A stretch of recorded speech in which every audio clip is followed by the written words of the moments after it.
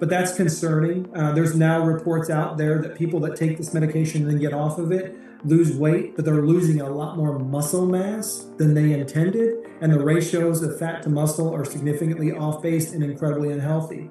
So obviously there's issues, and it's jacks up with your gastrointestinal system where it can slow it down. And there's some scary things that happen with there too. So the second R is risks. The third R is revenue, right? And that is, it's $15,000 to $20,000 in revenue for one person to be on this medication for 1 year, right? So it's extremely expensive. So that's an incredible burden on potentially that individual, potentially the insurance company, and then the healthcare system in general. We know what's going on with healthcare in America. So if you have somebody in their 30s or 40s or even 50s that potentially could live another 20, 30, 40 years, are you going to be on this medication for the rest of your life, potentially suffering those side effects, as well as what's going on with the financial burden as well?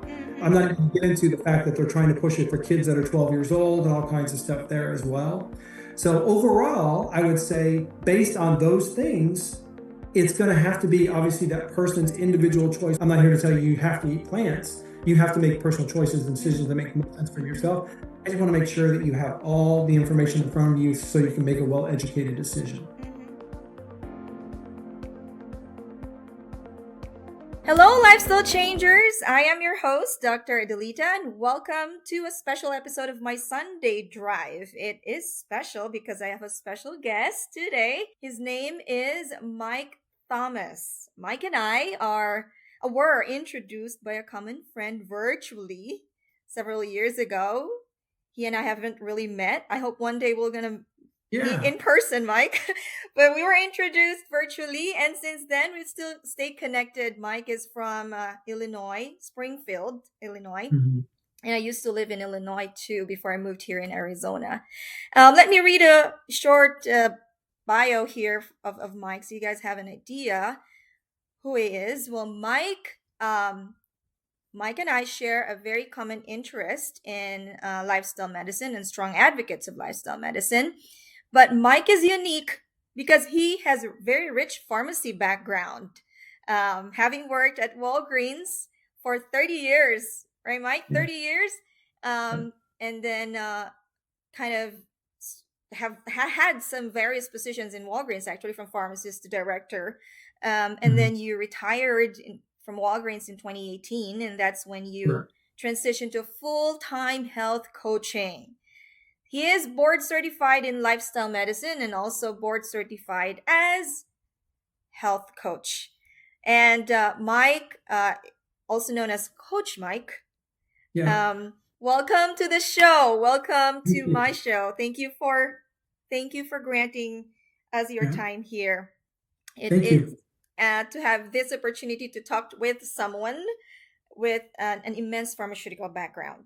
And I say that because you and I both know that with the work that we do, we tell patients that medicines, pills, not really the first line of treatment for chronic diseases, right? For hypertension, diabetes, obesity, and high cholesterol. So we even take patients off or at least reduce their medications for chronic diseases. So I'm curious what led to your transition and focus, change of focus. So my first question to you is, can you tell us a little bit first of your background growing up? How old were you, or when was that time you realized you wanted to become a pharmacist? So kind of lay down your foundation here. Yeah. So again, thanks so much for having me. I am excited to be here and talk with you about something that we are both incredibly passionate about. As far as how this started with pharmacy, I was pretty good in math and sciences growing up, and I wanted to probably be a doctor. I was going to go to Indiana University. That time I lived in Indiana. I was going to go to IU, and I was going to probably go to med school. At least that was my plan.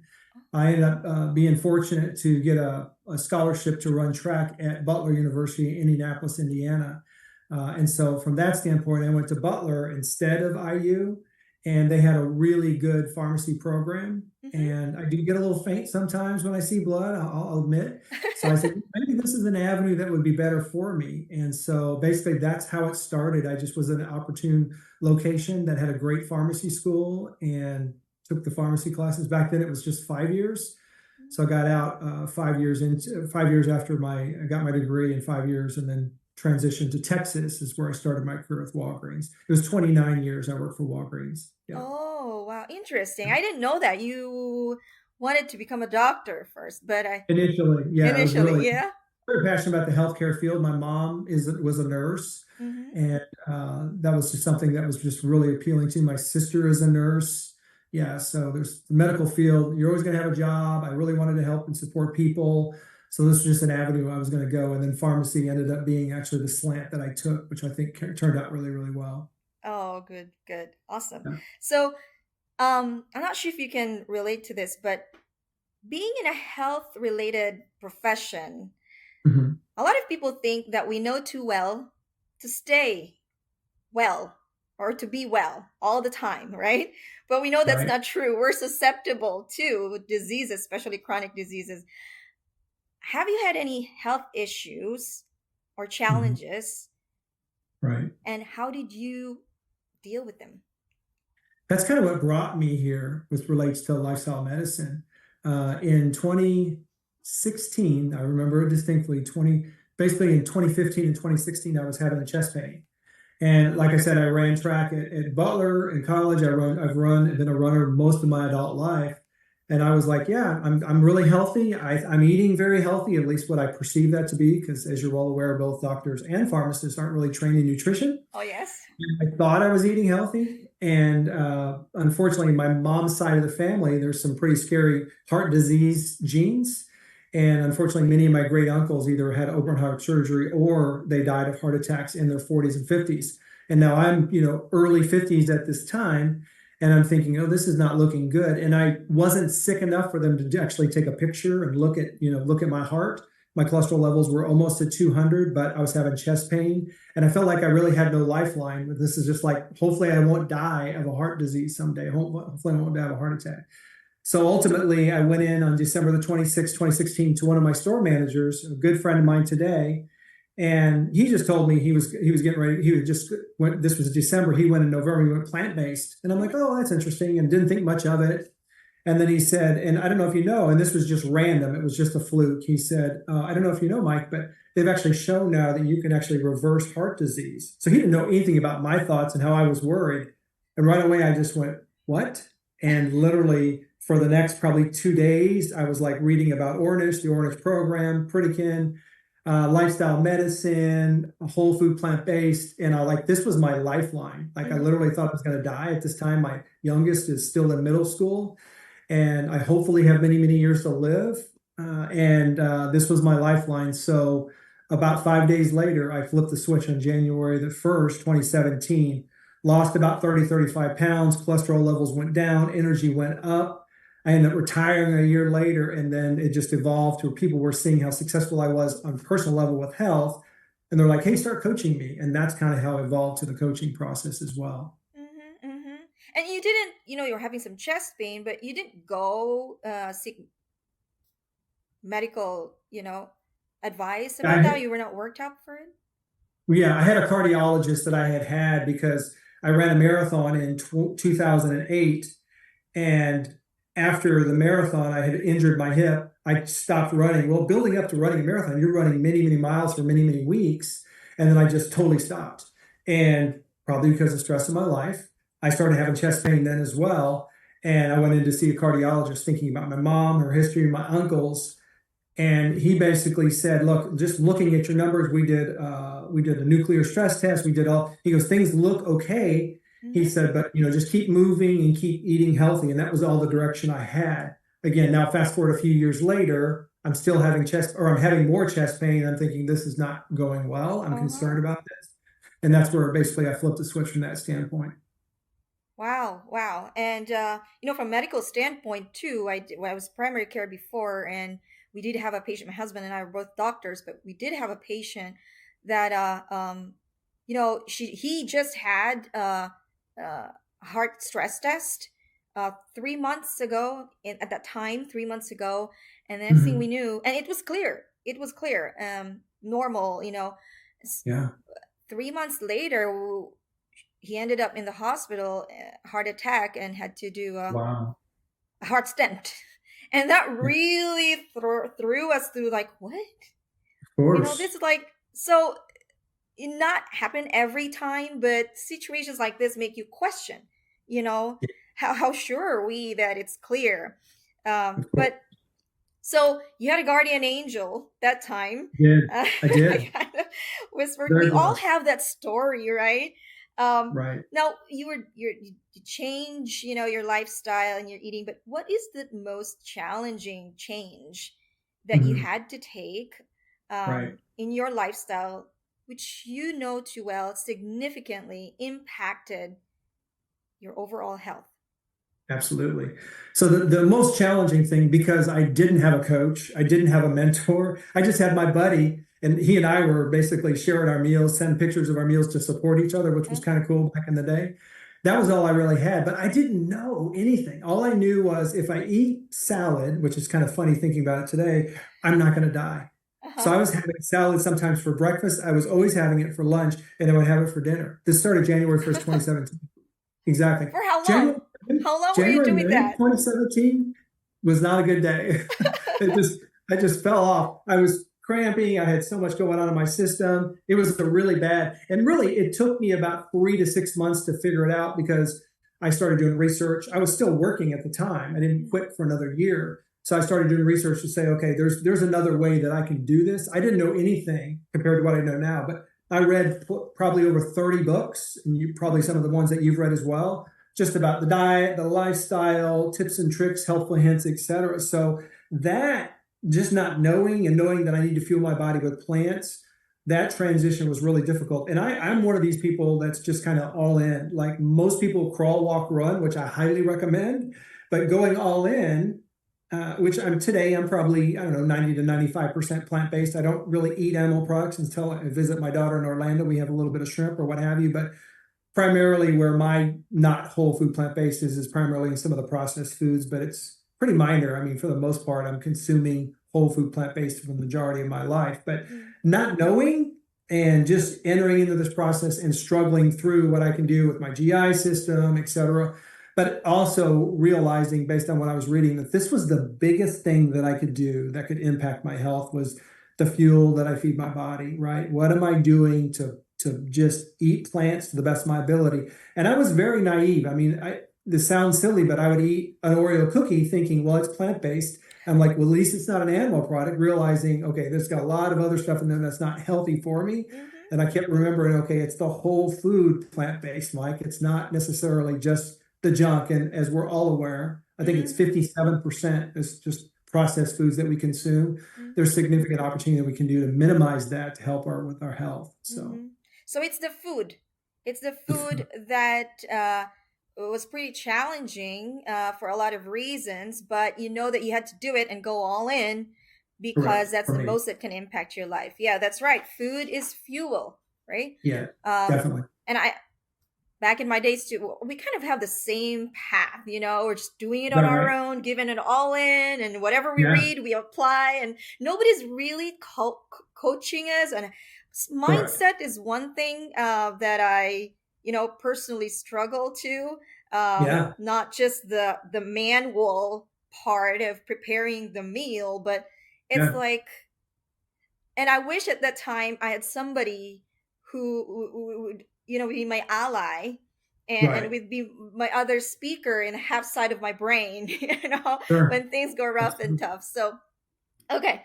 So, when you changed though, was your family with you, or just you Yeah, great doing it question. first? It was me and my wife. So this was a Monday, December 26th was a Monday. I'll never forget it. My wife is also a pharmacist and she was working the evening shift. She got home at 10 o'clock that night, 10:30. When she gets off at 10, she got home about 10:30. And I told her, she had already known how worried I had been for a couple of years. And I told her, hey, look what I found out. And I started telling her about things I was listening to on podcasts, some books that I found, some things that I already found just in 4 or 5 hours of studying. I said, I want to flip the switch and go for this. And she's like, whoa, this is a little bit dramatic. And I go, well, it is, but you know my concern. And she says, I'll tell you what, let's just start together in January, which was really sweet of her to be on board as well. We'll just do it for the month of January. and we'll see where we go from there. And I knew in the back of my mind, I'm gonna keep going. But she stopped in February, and then usually Lent starts sometime in mid-February. And sure enough, in mid-February, she said, "I'm gonna go back and start again." So she Perfect. did. She lost weight. I lost weight, and she's probably 80 to 85% whole food plant-based. I'm about 90 to 95% and been Hmm. pretty much with me the whole way. At the time, I had a getting ready to be freshman in high school with me and living here at our house, our youngest.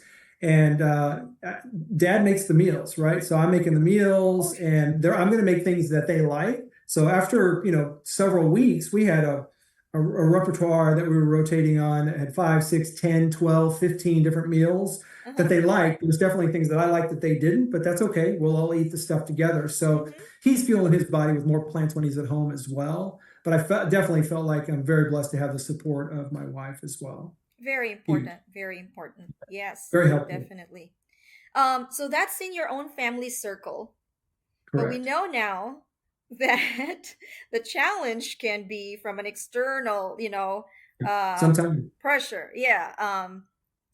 Have you been, just curious, have you been in an awkward situation where you gave unsolicited advice about Mhm. healthy eating to extended family members or relatives or Yeah. friends or coworkers and then regretted what you did because something happened? What was that, if there's any? What was that Sure. and why did you regret? Yeah, absolutely. I would say those occurrences have been really few and far between. However, I do know that my wife's brother and sister who are in Texas are not plant-based, and we visit them quite a bit and love them dearly, right? So there have been conversations that are kind of in similar, same type of wavelength that you're talking about as it relates to, this is probably a little more healthy, et cetera. For example, one of them recently sent me a video of his making sausage, right? Just the sausage, the fat, the meat, or what have you. And I didn't say anything else. And somebody else who was on that feed said, "Is that healthy?" And his response was protein. I was like, "Oh my gosh, don't get me started," right? So certainly there's protein in there, but it's what comes with that protein. Unfortunately, like there's saturated fats or cholesterol, et cetera. So I just know to kind of mind my P's and Q's when I'm around folks that maybe feel differently than I do. I definitely feel very well respected by other family members for me to do what I want to do, i.e., they're going to have some oatmeal there for breakfast, which is very much appreciated because I'm probably not going to have the Mm. bacon and eggs or what have you. And also, I do go off course sometimes when I'll go down there and visit. I'll have steak fajitas or some like once or twice a year in those capacities. But uh, because it's same thing with my wife as well, because those relationships are so incredibly important to me that I make sure that I'm in alignment with being agreeable or what have you. I don't get on my soapbox and say XYZ. Maybe in the beginning I did a little bit because I was so passionate and I care so much, but there's also another way that you can give that message, which is typically modeling the way and being respectful and let people make decisions that make the most sense for themselves. The relationship with my wife is probably the most important relationship, and she'll every once in a while have meat, and she's not going to hear anything out of me. She knows what I feel about it, but she's not going to hear me judging or complaining or anything like that. And I think because of that, her ability to comply and not resist and build up that wall is significantly greater because she's basically being primarily in compliance with eating as healthy as possible. So, Yeah, that's true. That's true. And I think that, what other people prefer to eat, and do with their body is not in any way a measure of, the respect that we should give them. It should not belittle our respect, and it yes, shouldn't in any way foster a negative relationship of towards course. them. Especially that's one of the pillars, of lifestyle medicine. Uh, um, Creating Definitely. that positive interaction, and that doesn't exclude the people we love just because they're not on board. um, Correct. but I think that's how, that's where the coaching comes in too. I have a lot of patients who are doing it solo in the Mhm. household, and I am incredibly amazed at how they Yeah. are thriving in it. I mean, I'm lucky because my family are on, all of us are Mhm. on board, and you have a Right. supportive wife. But I do see now, the significance of health coaching in Yeah. anybody who wants to change or try and get a taste of what a healthy lifestyle can do in their overall health. Yeah. Okay, so now I want to ask you, why do you or why should people, in your own words, in insights, why should people prefer a whole food plant-based diet over pills for chronic disease? I mean, you're a pharmacist. I don't know Mhm. where your heart was before you knew about Sure. dietary change, leading before 2016. what was your what was your feel about medicines that you're Right. Yeah, so I think medicines are incredibly important, and I'm definitely, as a pharmacist and just somebody that's knowledgeable with the way medications work, uh, I think they're necessary in a lot of cases, right? Definitely. It's kind of ironic, though, I would say that initially when I started my career, I worked solidly 10 years straight as a pharmacist practicing pharmacy until I went into leadership with the company.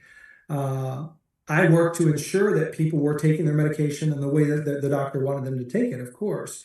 And now I'm in a position where, as a coach, there's opportunities, and quite frankly, have been with some of my clients where they're able to get off of medications or reduce, like you were saying earlier, or reduce or minimize the medications that they're taking, which is really, really exciting. And I think the bottom line comes to root cause, right? I think if you address what's causing the chronic condition, and primarily that is the fuel you feed your body, that first and foremost can make significant changes to help an individual to be more healthy versus just putting a band-aid over it with a pill, right? So the pills are important, especially when it comes to things like hypertension or what have you.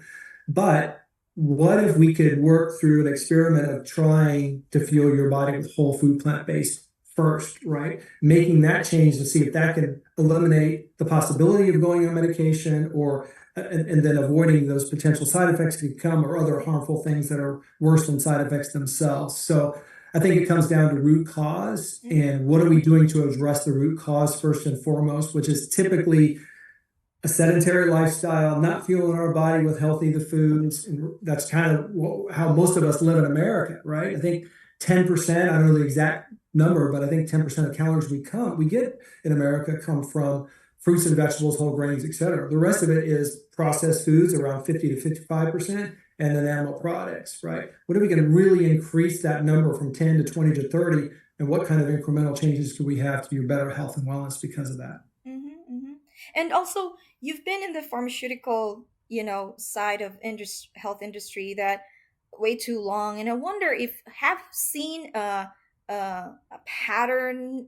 What's the pattern of the medications? For example, antihypertensive medicines or anti-diabetic medicines.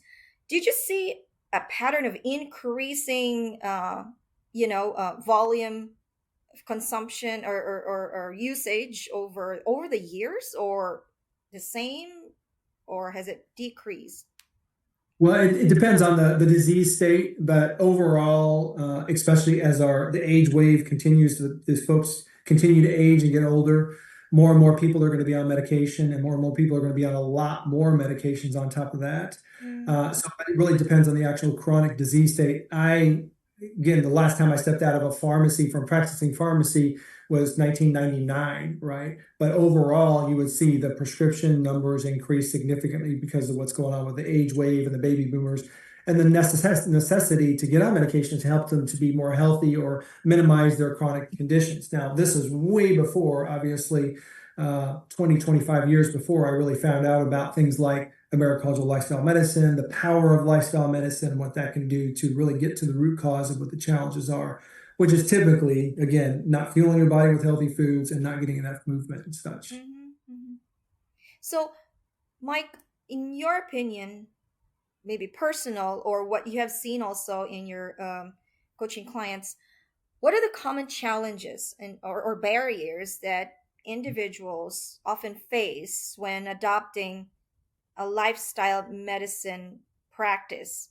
And for those Yeah. who don't know, it's lifestyle medicine. We're not just talking about food here. You have 6 pillars, right? Sure.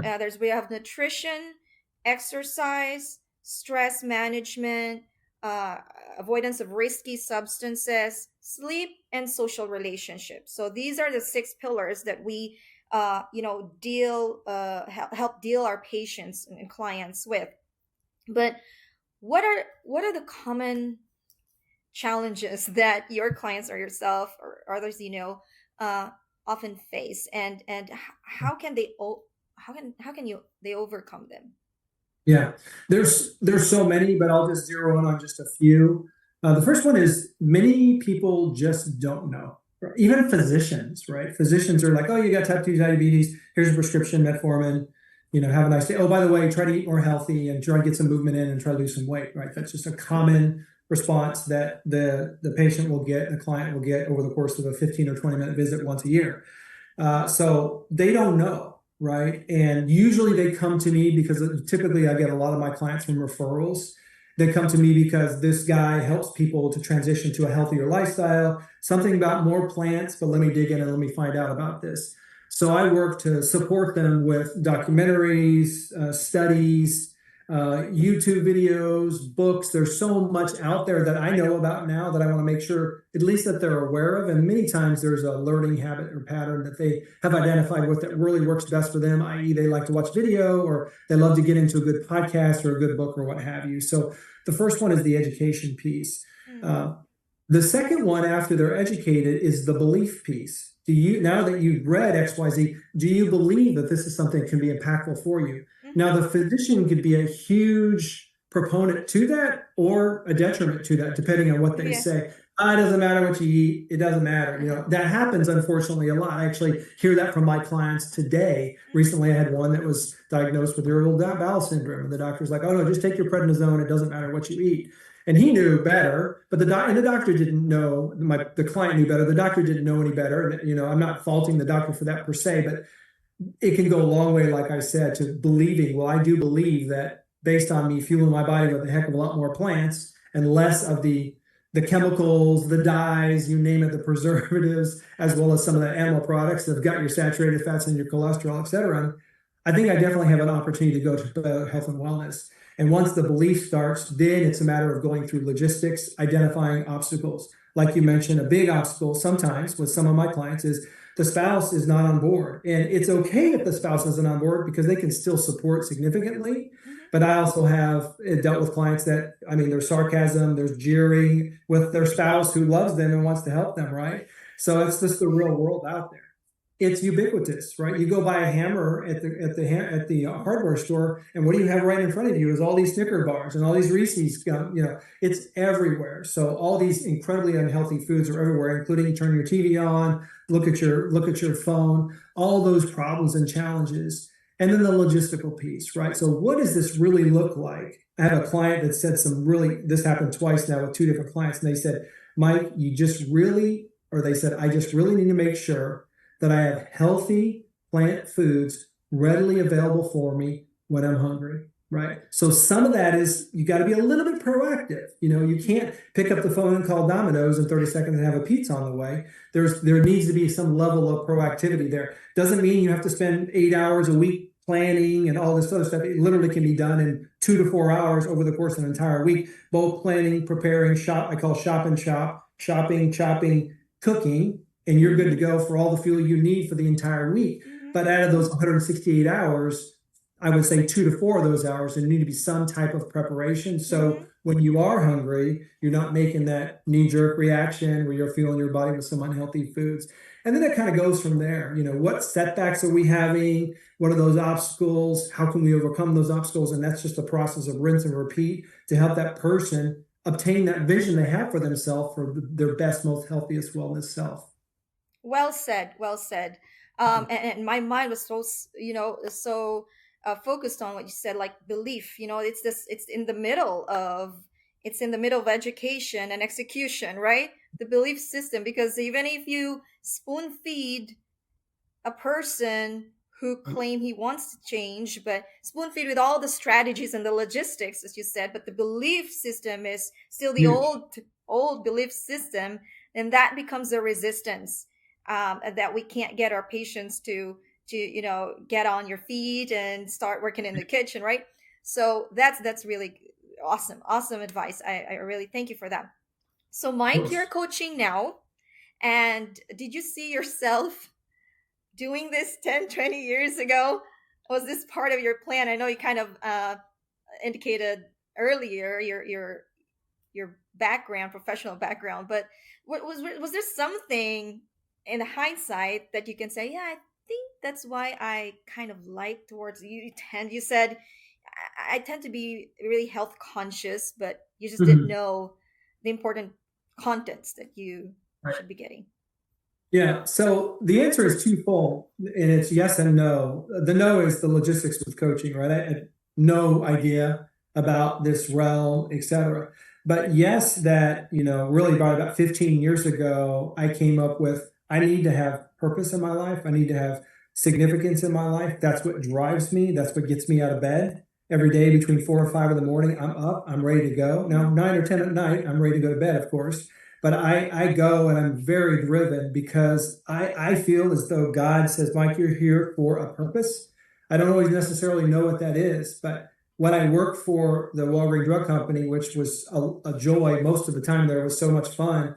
It was all about impacting those people and helping and supporting those individuals in my life that worked for the company and reported to me. And then when that stopped, everything changed.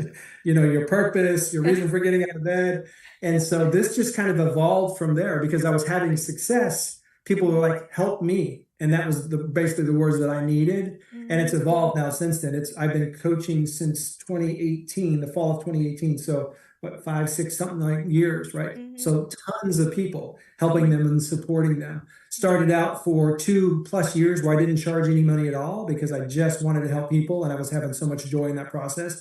But then I basically learned the hard way that you really have to have them have some skin in the game, right? Correct. So that's evolved through the process, and the prices have gone up a little bit. But overall, where I get my joy and satisfaction, not knowing way back when that I was going to be doing this, is just helping and trying to support people to make a difference in their lives. And there's so much opportunity, and you and I have talked about in the past. Unfortunately, there's just a lot of very sick, unhealthy people, and that's great. So I've got a problem here. How can I help to solve that problem and help those people and support those individuals is basically where my focus is to try to reach and help with significance, which just keeps me going. Mm-hmm. And it still is in the context of helping, right?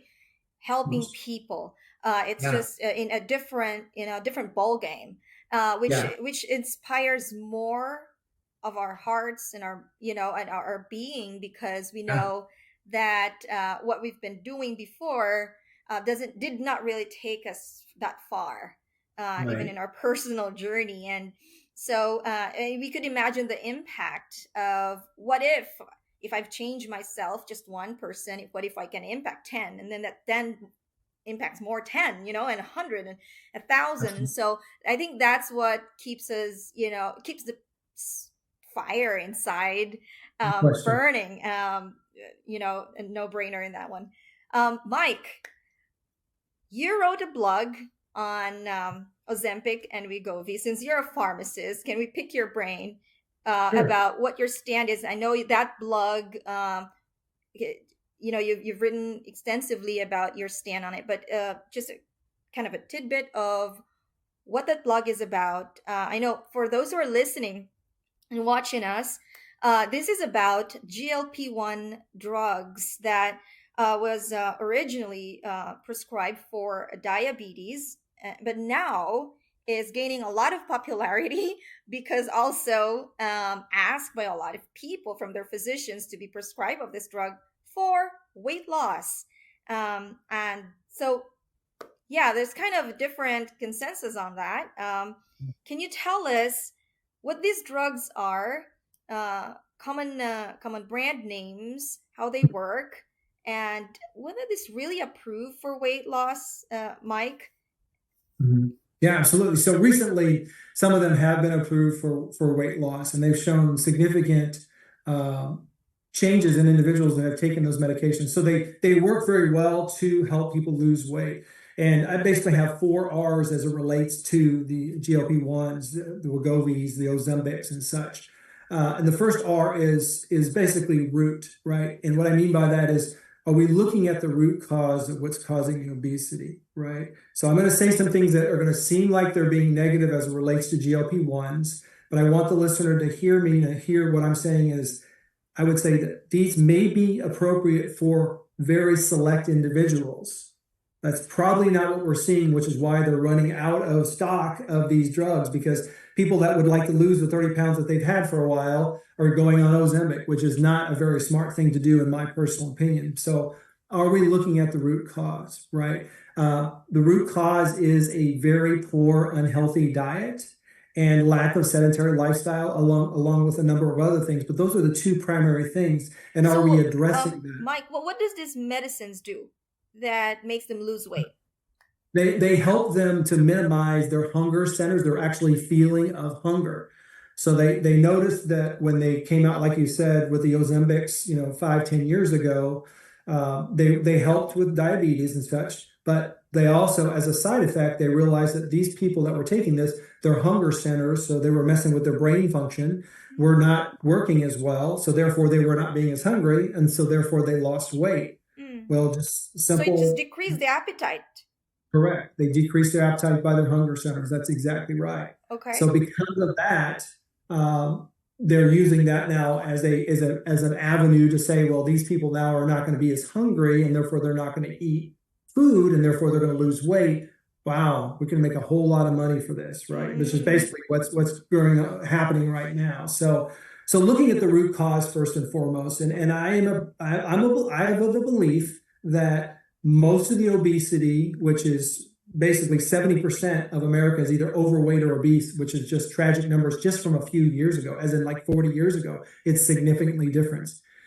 Is not genetic, right? There's definitely a capacity for genetic effect and hereditary issues with obesity. However, most of it is not, right? And the reason I say that is even though the doctor that was on 60 Minutes last year, which really upset me, said, oh, this is not your fault and it's all in the genes. Well, what about 50 years ago? Those are the same people's genes. And, it was only 25% obesity rates at that time compared to where there is today, right? Significantly less. So because it's the same genes, it's the environment, it's what's going on, how we're fueling our bodies or not fueling our bodies with the healthy foods, right? I'm not saying this is anybody's fault. There's no judgment here. This is just my personal opinion. So looking at the root cause. The other thing about GLP-1s is, are we looking at the risks? That's your second R. There's a black box warning on these things that talks about thyroid cancer, which is extremely rare, but it's becoming more popular because a lot more people are taking these medications, which is unfortunate. Question, Mike, do all GLP-1 drugs share that risk? Well, the ones that I have studied do. I can't say that every single one of them, because they're coming out with them all the time now. But I've studied 2 or 3 of them, and they all had a black box. I posted it on my blog as well. They had that black box warning risk. So I'm assuming they probably do, but I couldn't say 100%. But that's concerning. There's now reports out there that people that take this medication and then get off of it lose weight, but they're losing a lot more muscle mass than they intended. And the ratios of fat to muscle are significantly off base and incredibly unhealthy. So obviously there's issues, and it's jacks up with your gastrointestinal system where it can slow it down. And there's some scary things that happen with there too. So the second R is risks. The third R is revenue, right? And that is, it's $15,000 to $20,000 in revenue for one person to be on this medication for 1 year. Right. Wow. So it's extremely expensive. So that's an incredible burden on potentially that individual, potentially the insurance company, and then the healthcare system in general. We know what's going on with healthcare in America, most of which is deal with chronic diseases that are affecting that. So that's a huge burden on what's going on with the financial piece with America and those individuals. And then the last R is recurring. So you have to stay on the medication for you to remain lower in weight. If you get off this medication, like I mentioned to you before the call, I went to a Wegovy drug dinner where they were talking about the drug because I was really interested, and my clients were coming to me going, should I consider this? And I'm like, well, let me do some research and study it. And let me, and basically what I came out with is you have to be on the medication. If you get off the medication, especially if your lifestyle changes don't change, you're going to gain that weight back and potentially even more. So if you have somebody in their 30s or 40s or even 50s that potentially could live another 20, 30, 40 years, are you going to be on this medication for the rest of your life potentially suffering those side effects, as well as what's going on with the financial burden as well. I'm Mm-hmm. not going to get into the fact that they're trying to push it for kids that are 12 years old and all kinds of stuff there as well. So overall, I would say based on those things, it's going to have to be obviously that person's individual choice whether or not they want to go that avenue of your Wegovy or your Ozempic. I'm not here to say, just like I'm not here to tell you you have to eat plants. You have to make personal choices and decisions that make most sense for yourself. I just want to make sure that you have all the information in front of you so you can make a well-educated decision. Mm-hmm. Informed consent, Yeah, to individual, personal informed consent. And I'm worried about the idea of like the patient person has to keep taking the drug to keep yeah, benefiting from the drug so that the appetite is down and so weight is off. But once you yeah. stop the drug, then it's like, releasing your foot on the gas pedal and like, there you go. No. And so the longer they're going to stay on the drug, the higher the risks, right? Of complication or whatever. We don't have the data yet for like what Right. happens to the person if she or he's going to take it for 20, 30, 40 years. So Exactly. well, that's for our audience. I would invite you to visit Mike's blog. That's really a good well written article, and I'm gonna attach that link, Mike, Thank you. in our post. Okay, so my final words for our audience who are watching us right now. We know that we don't want to overwhelm them with a lot of information, but if there's something that you can, let's just put it this way: if there's a person who comes to you and say, "Mike, I can only do one thing," that one thing should be great enough to impact my life, and I'm willing to do. What would that be, Mike? If it's just one thing, because there's lots that we want to do with them to help them and support them.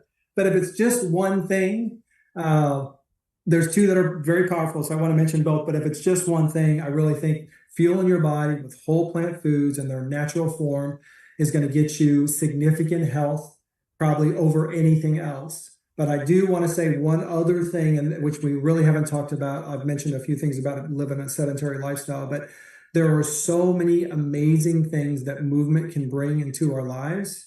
Because this is how we evolved as human beings over the course of the last several million years, right? Mm-hmm. We were moving to go get food so we can eat, or we were moving to prevent from being food from being eaten, right? Mm-hmm. That's how we evolved. And, if you think about what's going on with America today, where we're sitting on our way to work and we're sitting at work in front of the laptop, I mean, most of us are not moving at all. And then when we're ready for some little R&R, what do? We come home, we sit in front of our computers or our TVs or what have you. So the other piece that's so incredibly helpful for movement, I'm just going to say real quick, and that is the mental piece, right? And clarity as well, That along with obviously helps. the That health helps a piece, lot. huge, huge piece. Yeah. So Yeah. those two things I think are incredibly important. Mm-hmm. Mm-hmm. And I always also tell my patients, like, if you have a good fuel in the body, you don't have to drag yourself. I mean, at least less resistance to drag yourself to put in your sneakers and Mhm. and run or walk or do something, move. Right. And also we are animals, and we should not forget that we are Yeah. animals, not plants that are just put in one place and grow, Right. right? So we need to Absolutely. move. Okay, well, thank you so much, Mike. How can people find out more about you? Do you have a Sure. website, YouTube Sure. channel, whatever? Where can they check you out? Yeah, pretty much everything is available at my website, which is coachmikethomas.com, which will lead you right to my website, which has got recipes. It's got my personal story in a little bit more detail. It's got my blogs. You can reach out to me via that website as well. Yeah, I'd be happy to talk to anybody that's interested in just learning more about the lifestyle of plant-based eating, whatever that takes. But I would also like to say that just out there in the real world, the businesses that are out there that are, like with processed foods, they're making these foods that are incredibly unhealthy, right? Now, these people are not villains. These people are in to make profit, right? They're not Mm-hmm. bad people per se, but we're also not victims, right? We need to understand that we actually have that awareness, what's going on. And when you have the awareness, then you can make positive choices for yourself. And certainly there's a challenge. Anytime there's change, it's gonna be uncomfortable. And the good news about uncomfortableness is it tells you that there's things that are changing, which is what you want to have anyway. But it's so worth it. That challenge is so worth it. And the last thing is know that you're not alone, right? You've got Dr. Adelita here, you've got myself, you have many people online, potentially friends and family, that if you want to make progress, so a lot of times it's a crawl, walk, run. It's very, very possible. And sometimes within days or weeks, you start noticing and seeing signs and symptoms of progress over perfection, what you can do to help yourself to be better in health and wellness. Amazing. I well said. Me as a medical doctor, it took a lot of energy out of me to shift Yeah. my mindset because we have a medical bias. Imagine being educated for 8, 10 years, Yeah. total, maybe more than that, and we're not really shutting ourselves off from the conventional medicine. One day I just looked back in our schematic diagram and how to manage hypertension, diabetes, and in my old notes, in old books, and there's that first diagnosis, and then down the first box Of course. is lifestyle modification, and not in my medical training and education was the lifestyle modification been emphasized enough. Mhm. And so it's not a doctor's fault, to be not talking to you about Yeah. what Mike and I are talking, because it was not just in the syllabus, because we're Yeah. not tested for that. But I think that this is the time for us, for everyone, no matter where you are in your vocation or profession, to be self accountable. Yeah. We are very fortunate that we are in the world of a lot of knowledge, and we just you need a guide to sort out this, resources, because it can get Right. confusing a lot of times. And it is, in my optimistic point of view, that we are actually in a better world right now, because we can exercise our power Definitely. to demand change, not from a bigger scale, but demand change from within ourselves, right? Yeah. And you Mm. have allies. Mike and I went through our own journey by ourselves. Yeah. And we can speed up, their journey, um, in a way that aligns to their goal of what life should look like for them. Definitely. So, Mike, thank you so much for sharing your time Dude, and your thanks. insights with us here. Helping people is your passion, and you've done Definitely. that today by inspiring um, us with your story. Good luck in your coaching career. I know we don't run out of stories of transformation from our patients and clients. So, this is the kind of work we do, very inspiring every day. So, if you want to talk more about it, please know you're very welcome to revisit us here in our show. I Sure. know our audience, with the mindset gearing up towards our direction, would be very happy to hear from you. So, Yeah. thank you, Well, Mike. my pleasure. I appreciate the opportunity to talk with you, and thanks again for what you're doing, getting the word out. I love watching your videos and hearing your messages, which is encompassing for a lot of different avenues of health. It's not necessarily just physical health. There's mental health issues that are out there, and you're like you said, boots on the ground. What we can do to get this information out to help and support each other. So I very much appreciate that as well. Thank you. And I'm very much supportive for you as well, watching your videos too. So hopefully, we can try to change the world one person at a time. At a time. Yeah. Thank you Thank so you. much. Thank you so much, Mike, You and bet. have a great day. Thank you so much. I hope Mike and I administered a mega dose of motivation and health education today. If you like this video, you might also check out my other videos. Tons of information out there about nutrition, about diseases, mindset, practical advice. All are available in my website and YouTube channel, and here in our Facebook group, The Lifestyle Changer MD. Please know that when you subscribe to my website, you will get prompt updates and contents that will push you to take action. Knowledge is nothing without taking action. And I think, in my opinion, that the best or the worst action that you're gonna take is not taking action at all. So you have got a lot of information there. If you need a guide, know that Mike is there. I am there. We are now a new class of soldiers in the healthcare field, and we are growing. So if you like our content, please don't forget to share and replay as often as you want. But I hope you'll make it a Sunday routine to join me live here in my Facebook group, The Lifestyle Changer MD. Invite any people, family, relatives, and friends to join us for your weekly dose of motivation and tidbits of health information to help you make better dietary and lifestyle choices. I'm here live every Sunday at 8 a.m. Pacific time, and that's 11 a.m. Eastern time. And to my kababayans in the Philippines, it's Sunday, 11 p.m. Bye for now, and I'll see you next week.